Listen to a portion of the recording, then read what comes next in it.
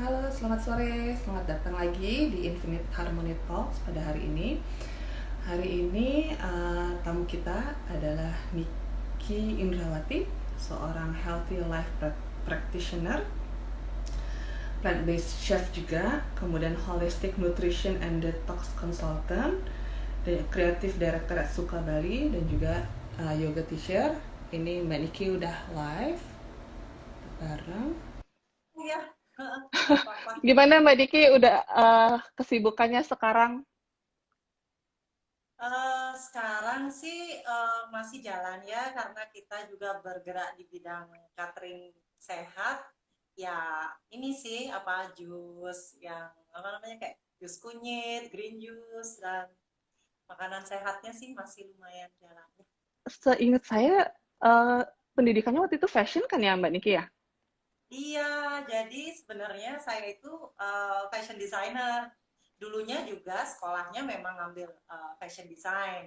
Jadi dulu saya punya butik dan apa yang namanya bekerja menjadi di bidang itu selama 15 tahun ya, 15 tahun sebelum akhirnya ganti profesi ke ini. Kok bisa akhirnya ganti haluan banget? Ini sekarang fashionnya masih masih dipertahanin nggak Mbak?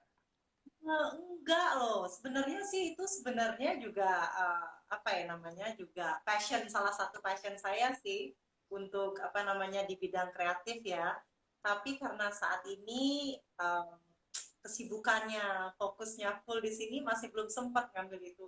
Pengen nanti mungkin, tapi mungkin ke arah yang sustainable fashion yang seperti itu sih. Tapi sih sekarang emang Mm-mm. fokus. Ada triggernya nggak? Iya, itu sih sebenarnya karena apa kondisi kesehatan ya dulu. Jadi sebelum saya berganti profesi, saya sempat waktu itu menderita sakit.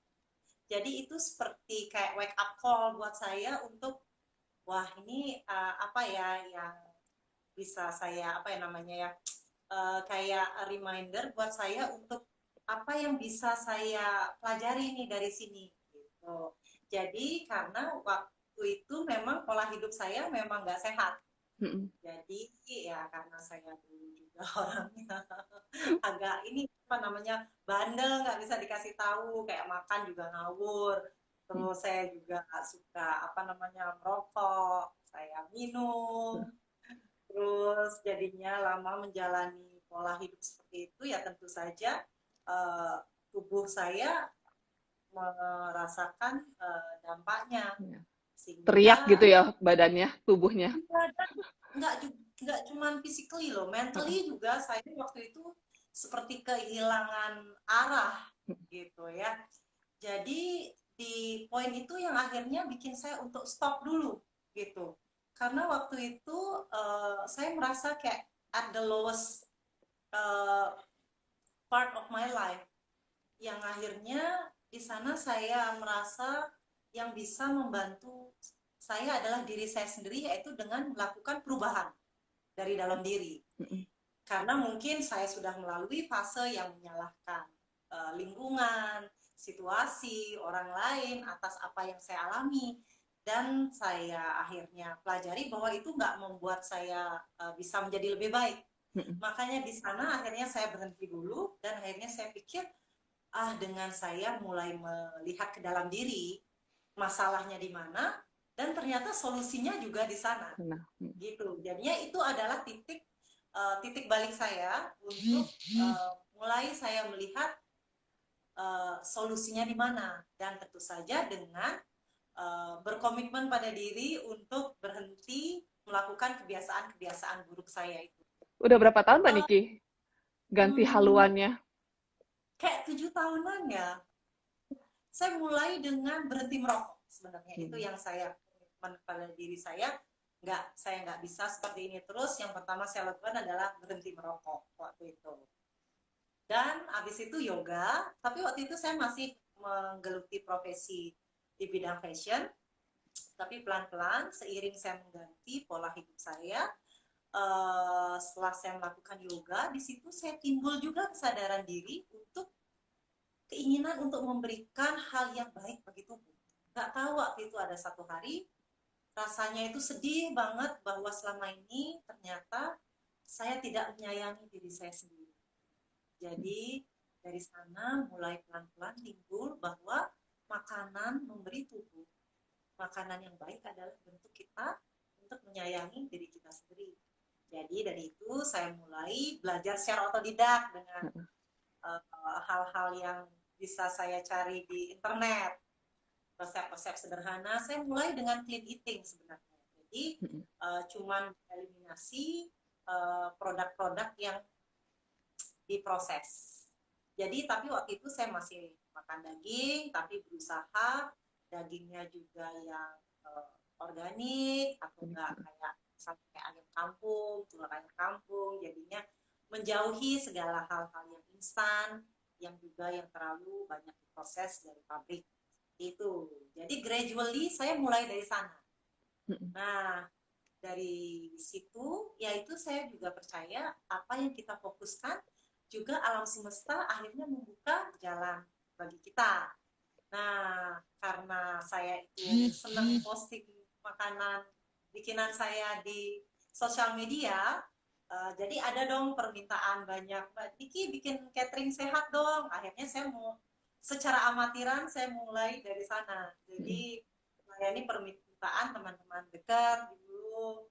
Terus dari itu ada seorang sahabat saya menawari saya untuk ada bukaan untuk scholarship dari Dr. Amy Rachel namanya dulu, untuk mengikuti pelatihan raw food dan detox training di Ubud. Dan saya mendaftar dan akhirnya diterima. Dari situ mulai saya menggeluti ini, belum secara profesional, tapi mendalami raw food dan detox. Itu Terus awalnya. ini kan udah 7 tahun nih berjalan. Ya.